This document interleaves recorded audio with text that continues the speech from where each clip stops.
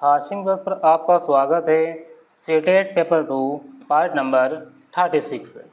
इसमें पहला प्रश्न है, एक शिक्षक पूछता है, यदि पौधों को कुछ दिनों तक अंधेरे में रखा जाए तो उसके भोजन निर्माण पर क्या प्रभाव पड़ेगा? अपने उत्तर कारण बताइए। यह प्रश्न मुख्यतः किस कौशल को विकसित करता है? ए. रटकर याद करना, बी. अवलोकन एवं अनुमान लगाना, सी. वर्गीकरण, डी. केवल परिभाषा लिखना। इसका विकल्प नंबर बी आंसर सही हो जाएगा, अवलोकन एवं अनुमान। प्रश्न नंबर 2, विद्यार्थी का मानना है कि भारी वस्तुएं हल्की वस्तुओं की अपेक्षा हमेशा तेजी से गिरती है। शिक्षक को सबसे उपयुक्त क्या करना चाहिए? ए. उसे तुरंत गलत बता देना, बी. सही उत्तर लिखवा देना, सी. प्रयोग द्वारा दोनों वस्तुओं के गिरने का अवलोकन करना, डी. उसे दंड देना। विकल्प नंबर सी इसका आंसर सही हो जाएगा, प्रयोग द्वारा दोनों वस्तुओं के गिरने का अवलोकन करवाना। प्रश्न नंबर 3, विज्ञान शिक्षण में बच्चों की पूर्व धारणाओं को जानना क्यों आवश्यक है? ए. केवल परीक्षा अंक बढ़ाने के लिए, बी. गलत धारणाओं की पहचान कर अवधारणात्मक परिवर्तन के लिए, सी. पाठ्य पुस्तक समाप्त करने के लिए, डी. गृह कार्य कम करने के लिए। विकल्प नंबर बी इसका आंसर सही हो जाएगा, गलत धारणाओं की पहचान और अवधारणात्मक परिवर्तन के लिए। प्रश्न नंबर 4, एक बच्चा कहता है, पौधे मिट्टी को खाते हैं। शिक्षक की सर्वोत्तम प्रतिक्रिया क्या होगी? ए. यह बिल्कुल गलत है, बी. उसे चुप करा देना, सी. प्रश्न पूछकर उसकी सोच को स्पष्ट करना और प्रमाण आधारित गतिविधि कराना, सी. सही उत्तर हटवा देना। ऑप्शन नंबर सी इसका आंसर सही हो जाएगा, प्रश्न पूछकर उसकी सोच को स्पष्ट करना और प्रमाण आधारित गतिविधि कराना। प्रश्न नंबर 5, विज्ञान कक्षा में इंक्वायरी बेस्ड लर्निंग का सबसे महत्वपूर्ण लक्षण है? ए. शिक्षक का लगातार व्याख्यान, बी. विद्यार्थी द्वारा प्रश्न उठाना, जांच करना और निष्कर्ष निकालना, सी. केवल नोट्स लिखना, डी. केवल MCQ हल करना। विकल्प नंबर बी इसका आंसर सही हो जाएगा, विद्यार्थी द्वारा प्रश्न उठाना, जांच करना और निष्कर्ष निकालना। प्रश्न नंबर 6, यदि शिक्षक विद्यार्थियों से पूछता है, तुम्हें कैसे पता कि इस पानी में वायु घुली हुई है, तो वह मुख्यतः किस प्रकार की सोच को बढ़ावा दे रहा है? ए. प्रमाण आधारित तर्क, बी. यांत्रिक स्मृति, सी. नकल, डी. केवल शब्दावली। विकल्प नंबर ए इसका आंसर सही हो जाएगा, प्रमाण आधारित तर्क। प्रश्न नंबर 7, विज्ञान में फॉर्मेटिव असेसमेंट का सबसे उपयुक्त उद्देश्य है? ए. केवल आंतरिक अंक देना, बी. सीखने के दौरान कठिनाइयों की पहचान करके शिक्षण में सुधार करना, सी. विद्यार्थियों के रैंक बनाना, डी. केवल कमजोर बच्चों को अलग करना। विकल्प नंबर सी इसका आंसर सही हो जाएगा, सीखने के दौरान कठिनाइयों की पहचान करके शिक्षण में सुधार करना। प्रश्न नंबर 8, एक विद्यार्थी कहता है कि सूर्य पृथ्वी के चारों ओर घूमता है क्योंकि हमें सूर्य चलता हुआ दिखाई देता है। शिक्षक को क्या करना चाहिए? ए. उत्तर को गलत कहकर आगे बढ़ जाना, बी. मॉडल गतिविधि द्वारा दिखाई देने वाली गति और वास्तविक गति पर चर्चा कराना, सी. उसे उत्तर याद करवाना, डी. प्रश्न छोड़ देना। विकल्प नंबर बी इसका आंसर सही हो जाएगा, मॉडल गतिविधि द्वारा दिखाई देने वाली गति और वास्तविक गति पर चर्चा कराना। प्रश्न नंबर 9, निम्न में से कौन सा विज्ञान शिक्षण में कंस्ट्रक्टिविस्ट अप्रोच को सबसे अच्छी तरह दर्शाता है? ए. शिक्षक बोलता है, विद्यार्थी सुनते हैं, बी. विद्यार्थी अपने पूर्व ज्ञान से नई अवधारणा का निर्माण करते हैं, सी. विद्यार्थी केवल पुस्तक पढ़ते हैं, डी. शिक्षक सभी उत्तर पहले ही बता देते हैं। ऑप्शन नंबर बी इसका आंसर जो है सही हो जाएगा, विद्यार्थी अपने पूर्व ज्ञान से नई अवधारणा का निर्माण करते हैं। प्रश्न नंबर 10, किसी प्रयोग में विद्यार्थियों का परिमाण अपेक्षित परिणाम से अलग आता है। शिक्षक को ए. परिणाम को गलत घोषित करना चाहिए, बी. विद्यार्थी को पुनः प्रयोग त्रुटि और कारणों की जांच कर देनी चाहिए, सी. केवल पुस्तक का परिणाम लिखवाना चाहिए, डी. प्रयोग बंद कर देना चाहिए। विकल्प नंबर बी इसका आंसर सही हो जाएगा, विद्यार्थी को पुनः प्रयोग त्रुटि के कारणों की जांच कर देनी चाहिए। प्रश्न number 11, why does a shadow change it's size during the day? जैसे का प्रश्न प्रमुख शैक्षिक लाभ है। ए तथ्य रटाना, बी कारण और परिणाम संबंध विकसित करना, सी केवल भाषा कौशल, डी केवल चित्र बनाना। ऑप्शन नंबर बी इसका आंसर सही हो जाएगा, कारण परिणाम संबंध विकसित करना। प्रश्न नंबर 12, विज्ञान में ऑब्जर्वेशन और इन्फ्रेंस में मुख्य अंतर क्या है। ए दोनों समान हैं, बी ऑब्जर्वेशन प्रत्यक्ष रूप से देखी मापी गई बात है, इन्फ्रेंस उसकी संभावित निष्कर्ष है। डी इन्फ्रेंस हमेशा गलत होता है, बी ऑब्जर्वेशन केवल किताब से ही प्राप्त होता है।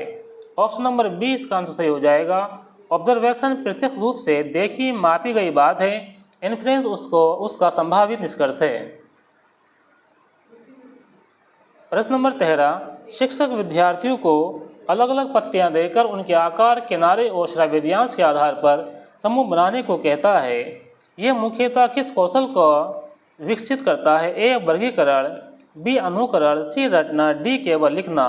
देखिए यहाँ है अलग अलग पत्तियों देकर उनके आकार, श्राव्यांश के आधार पर जो है समूह बनाने को कहता है, यानी ऑप्शन नंबर ए इसका आंसर सही हो जाएगा, वर्गीकरण। प्रश्न नंबर 14, विज्ञान कक्षा में ओपन एंडेड क्वेश्चन का सबसे उपयुक्त उदाहरण है। ए जल का रासायनिक सूत्र क्या है, बी मानव हृदय में कितने कक्षक होते हैं, सी यदि किसी किताब में सभी पौधे समाप्त हो जाएं तो पायतंत्र पर क्या प्रभाव पड़ सकता है, डी प्रकाश की एसआई इकाई क्या है। विकल्प नंबर सी इसका आंसर सही हो जाएगा, यदि किसी तालाब में सभी पौधे समाप्त हो जाएं तो पायतंत्र पर क्या प्रभाव पड़ सकता है। प्रश्न नंबर 15, एक शिक्षक केवल सही उत्तर को महत्व देता है और विद्यार्थी द्वारा अपनाई गई प्रक्रिया पर ध्यान नहीं देता, ये मुख्यतः क्या कम होगा। ए वैज्ञानिक प्रक्रिया कौशल, बी पाठ्य पुस्तक का उपयोग, सी उपस्थिति, डी शब्दावली। देखिए यहाँ है कम की बात है तो इसका विकल्प नंबर ए जो है आंसर सही हो जाएगा, वैज्ञानिक प्रक्रिया कौशल। प्रश्न नंबर 16, विज्ञान में स्थानीय पर्यावरण का उपयोग शिक्षण में क्यों उपयोगी है। ए पाठ्यक्रम हटाने के लिए, बी अमूर्त अवधारणाओं को विद्यार्थियों के वास्तविक अनुभव से जोड़ने के लिए, सी केवल मनोरंजन के लिए, डी केवल गृहकार्य देने के लिए। ऑप्शन नंबर बी इसका आंसर सही हो जाएगा, अमूर्त अवधारणाओं को विद्यार्थियों के वास्तविक अनुभव से जोड़ने के लिए। प्रश्न नंबर 17, यदि विद्यार्थी पूछता है आकाश नीला क्यों दिखाई देता है तो इंक्वायरी अप्रोच में पहला उपयुक्त कदम क्या होगा। ए तुरंत पूरा उत्तर बता देना, बी उसके प्रश्न को स्वीकार कर उसके विचार जानना, सी प्रश्न को बदल देना, डी उसे पुस्तक से उत्तर याद करवाना। विकल्प नंबर बी इसका आंसर सही हो जाएगा, उसके प्रश्न को स्वीकार कर उसके विचार जानना।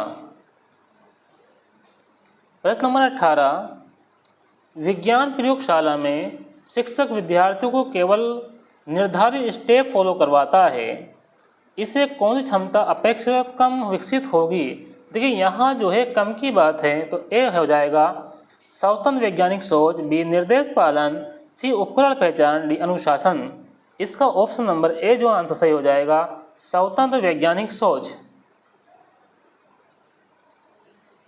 प्रश्न नंबर 19, किसी बच्चे ने पौधे के तने और जड़ों के कार्यों को आपस में उलट दिया, शिक्षक के लिए सबसे बेहतर असेसमेंट स्ट्रेटजी है। ए केवल अंक काटना, बी डायग्नोस्टिक क्वेश्चन पूछकर मिसकंसेप्शन का कारण जानना, सी उसे उत्तर याद करवाना, डी दूसरे बच्चों से तुलना करना। विकल्प नंबर बी इसका आंसर सही हो जाएगा, डायग्नोस्टिक क्वेश्चन पूछकर मिसकंसेप्शन का कारण जानना। प्रश्न नंबर 20, विज्ञान में लर्निंग बाय डूइंग का सबसे अच्छा उदाहरण है। ए जल संरक्षण पर केवल भाषण सुनना, बी जल की बर्बादी का सर्वेक्षण करके आंकड़े एकत्र करना और निष्कर्ष निकालना, सी परिभाषा लिखना, डी अध्याय पढ़ना। विकल्प नंबर बी इसका आंसर सही हो जाएगा, जल की बर्बादी का सर्वेक्षण करके आंकड़े एकत्र करना और निष्कर्ष निकालना।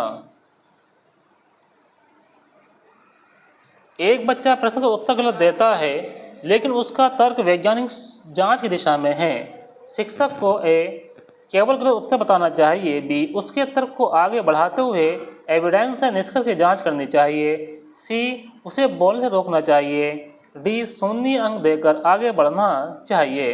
विकल्प नंबर बी इसका आंसर सही हो जाएगा। उसके तर्क को आगे बढ़ाते हुए एविडेंस यानी कि प्रमाण से निष्कर्ष की जांच करनी चाहिए। प्रश्न नंबर 22, विज्ञान में प्रोजेक्ट वर्क का सबसे महत्वपूर्ण उद्देश्य है। ए, अधिक से अधिक लिखना। बी, वास्तविक समस्या पर खोज।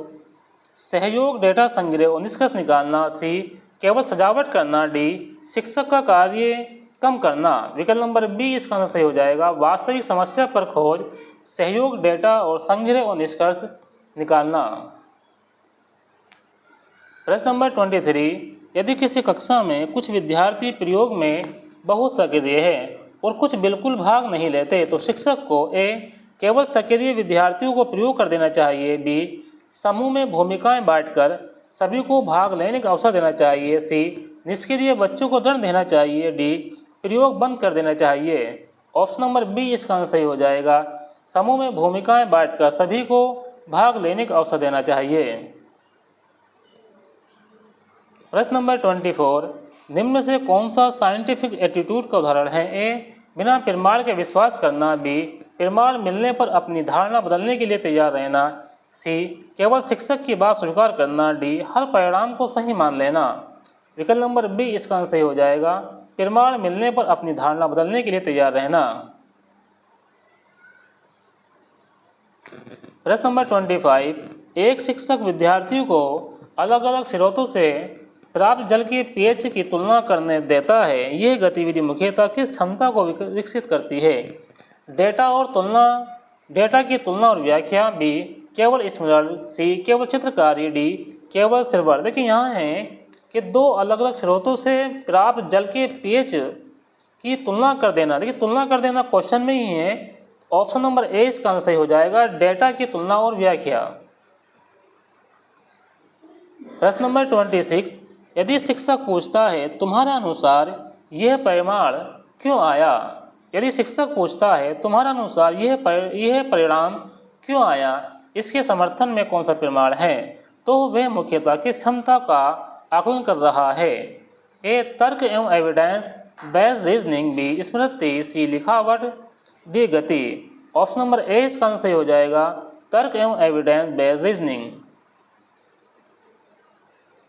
प्रश्न नंबर 27, विज्ञान शिक्षण में कॉन्सेप्ट मैप का उपयोग मुख्यतः किस लिए किया जाता है। ए, केवल सुंदर नोट्स बनवाने के लिए। बी, अवधारणाओं के बीच संबंधों को स्पष्ट करने के लिए। सी, केवल परीक्षा लेने के लिए। डी, केवल गृह कार्य देने के लिए।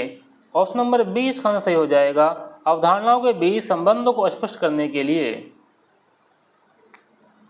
प्रश्न नंबर 28, एक शिक्षक वाष्पीकरण पढ़ाते समय विद्यार्थियों से पूछता है कि गीले कपड़े धूप में जल्दी क्यों सूखते हैं। यह रणनीति किससे संबंधित है। ए, दैनिक जीवन की वैज्ञानिक अवधारणा से जोड़ना। बी, केवल रटने से। सी, केवल पाठ्य पुस्तक आधारित शिक्षण। डी, केवल सुमेटिव असेसमेंट। ऑप्शन नंबर ए इसका आंसर जो है सही हो जाएगा। दैनिक जीवन को वैज्ञानिक अवधारणा से जोड़ना। प्रश्न नंबर 29, विज्ञान कक्षा में सबसे प्रभावी फीडबैक कैसा होना चाहिए। ए, गलत है। बी, बहुत अच्छा है। सी, विद्यार्थियों की सोच प्रक्रिया की विशेषता बताकर आगे सुधार कर संकेत देना। डी, केवल अंक बताना। ऑप्शन नंबर सी इसका आंसर सही हो जाएगा। विद्यार्थी की सोच प्रक्रिया की विशेषता बताकर आगे सुधार का संकेत देना। प्रश्न नंबर 30, एक शिक्षक चाहता है कि विद्यार्थी वायुदाब की अवधारणा को केवल परिभाषा के रूप में ना सीखकर समझे। सबसे उपयुक्त तरीका क्या होगा। देखिए यहाँ है केवल परिभाषा के रूप में ना सीखकर समझे, बल्कि उसे जो है याद ना करे परिभाषा के रूप में, बल्कि उसे क्या करे, समझे। तो ए ऑप्शन में है परिभाषा 5 बार लिखवाना। बी, संबंधित सरल गतिविधि प्रयोग करवाकर ऑब्जर्वेशन से अवधारणा विकसित करना। सी, केवल एमसीक्यू करवाना। डी, उत्तर बोर्ड पर लिख देना। देखिए ऑप्शन नंबर बी इसका आंसर सही हो जाएगा। संबंधित सरल गतिविधि प्रयोग करवाकर ऑब्जर्वेशन से अवधारणा विकसित करना। प्रश्न नंबर 1, एक विद्यार्थी कहता है 3/5 2/5 से छोटा है क्योंकि 3 छोटा अंक है। शिक्षक की सर्वोत्तम प्रतिक्रिया क्या होगी। ए, उत्तर गलत बताकर उस सही उत्तर लिखवाना। बी, भिन्नों को समान हर चित्र के माध्यम से तुलना करवाना।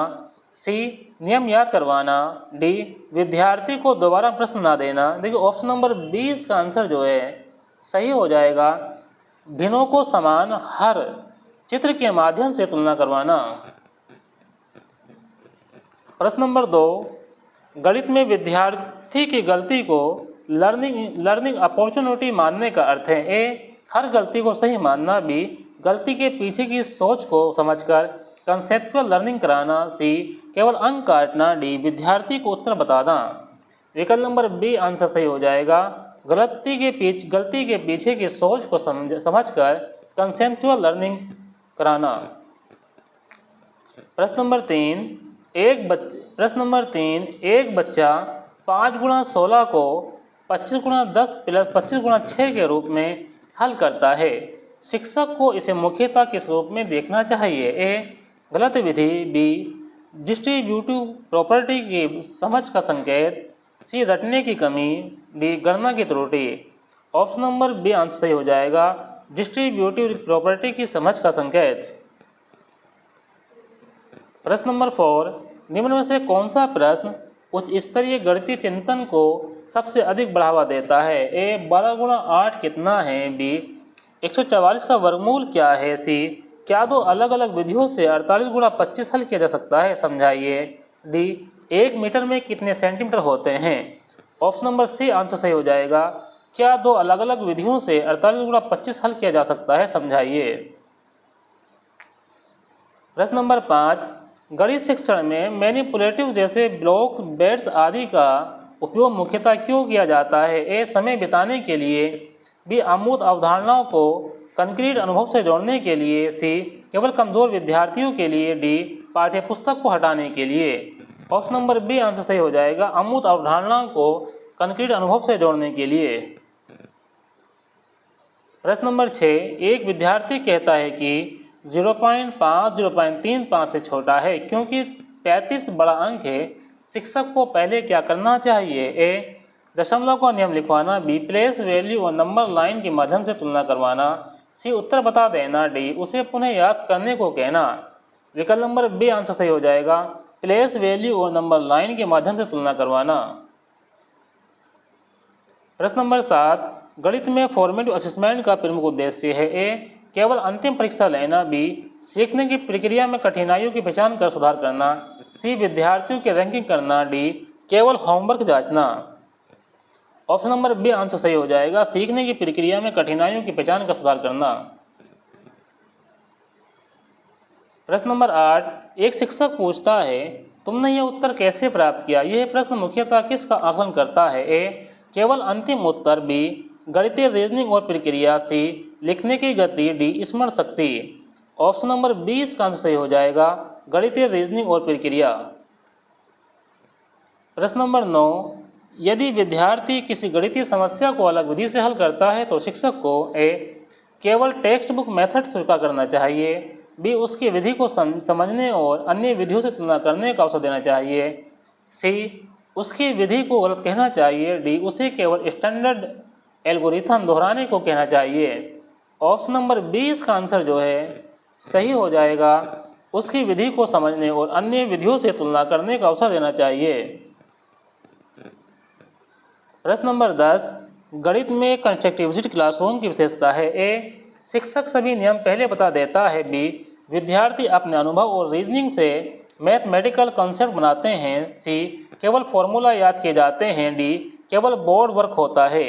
ऑप्शन नंबर बी आंसर सही हो जाएगा, विद्यार्थी अपने अनुभव और रीजनिंग से मैथमेटिकल कॉन्सेप्ट बनाते हैं।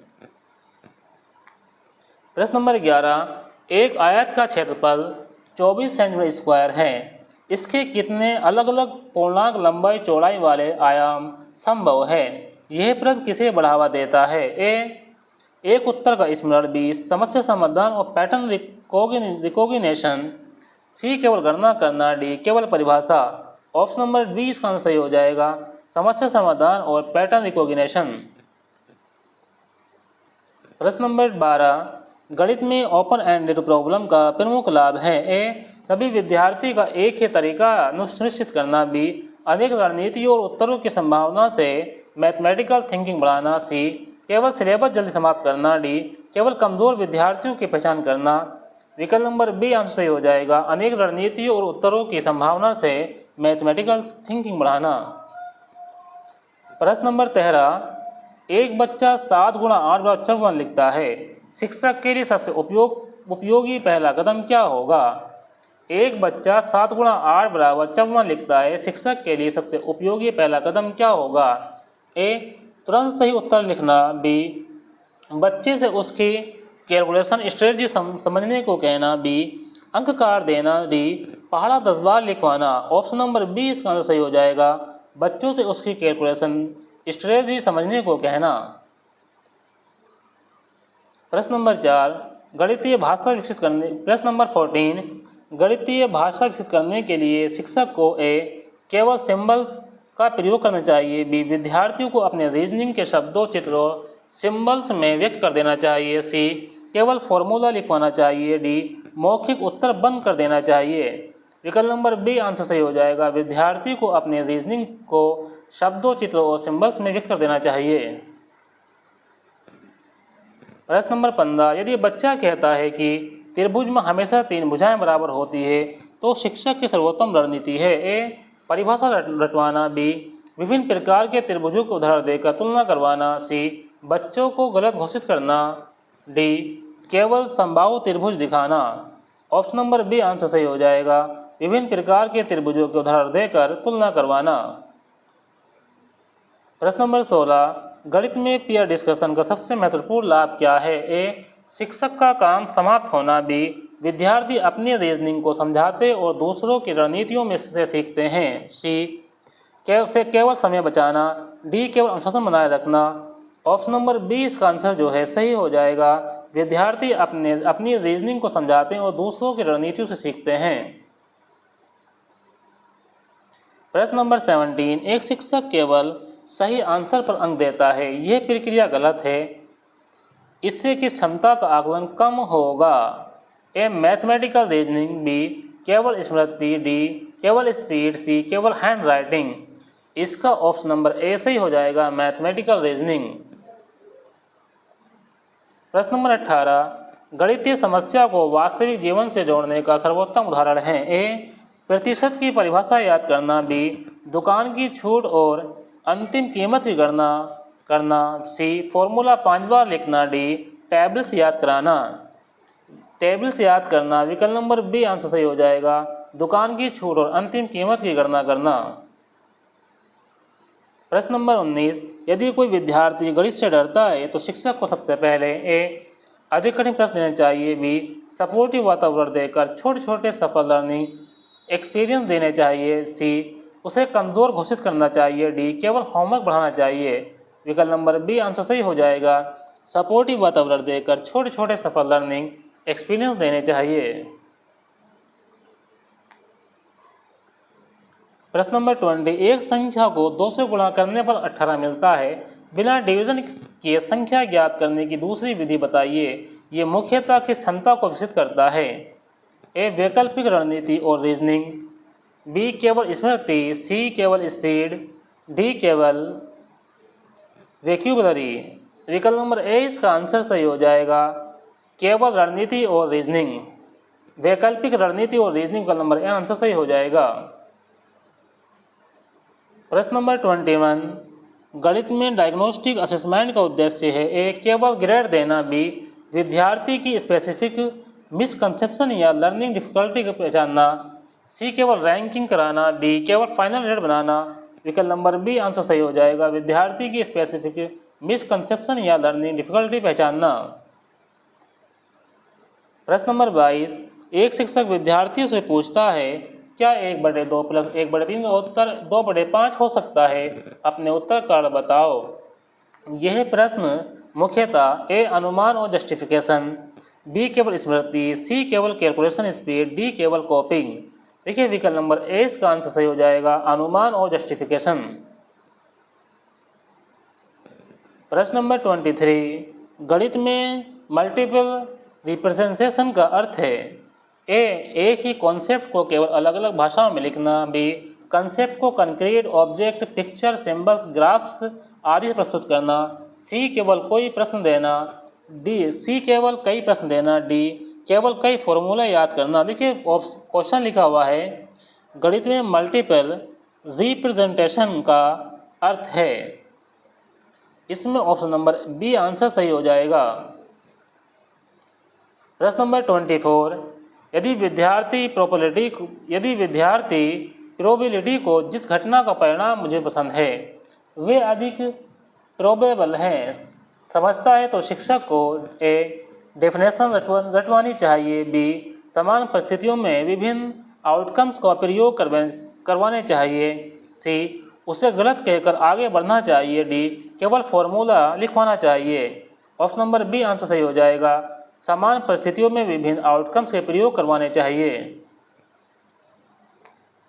प्रश्न नंबर 25, गणित में एस्टिमेशन सिखाने का सबसे महत्वपूर्ण उद्देश्य है, ए एग्जैक्ट कैलकुलेशन को समाप्त करना, बी उत्तर की प्लॉजिबिलिटी रीजनेबलेंस जांचना और नंबर सेंस विकसित करना, सी केवल परीक्षा में समय बचाना, डी केवल मेंटल अर्थमेटिक कराना। विकल्प नंबर बी आंसर सही हो जाएगा, उत्तर की प्लॉजिबिलिटी रीजनेबलेंस जांचना और नंबर सेंस को विकसित करना।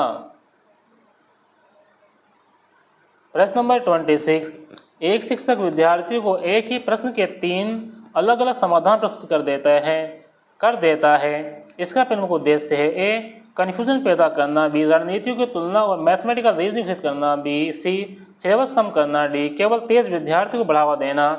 विकल्प नंबर बी आंसर सही हो जाएगा, रणनीतियों की तुलना और मैथमेटिकल रीजनिंग विकसित करना।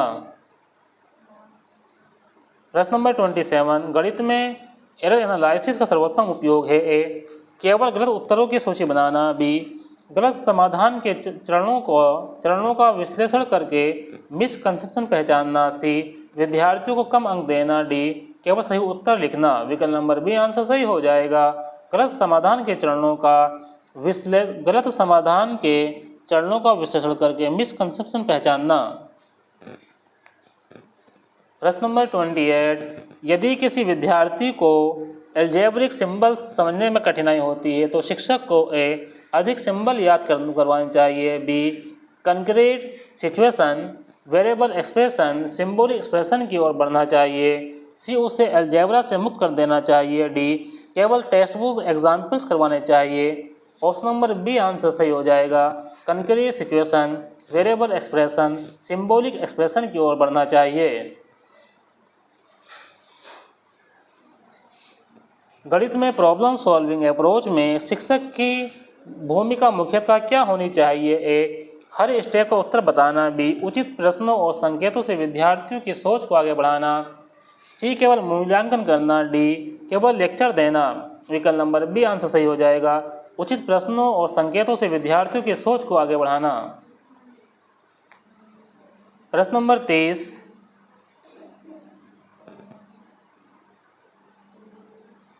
एक विद्यार्थी किसी समस्या का उत्तर सही देता है लेकिन अपने समाधान का कारण नहीं बता पाता, शिक्षक को क्या करना चाहिए, ए पूर्ण अंक देकर छोड़ देना, बी तुमने कैसे सोचा जैसे प्रश्नों से रीजनिंग स्पष्ट करवाना, सी उत्तर को गलत घोषित करना, डी केवल फॉर्मूला याद करवाना। ऑप्शन नंबर बी इसका आंसर जो है सही हो जाएगा, तुमने कैसे सोचा जैसे प्रश्नों से रीजनिंग स्पष्ट करवाना। वीडियो को लाइक करें, अपने दोस्तों में शेयर करें, चैनल को सब्सक्राइब करना ना भूलें। मिलते हैं आपसे नेक्स्ट वीडियो में। Thanks for watching this video.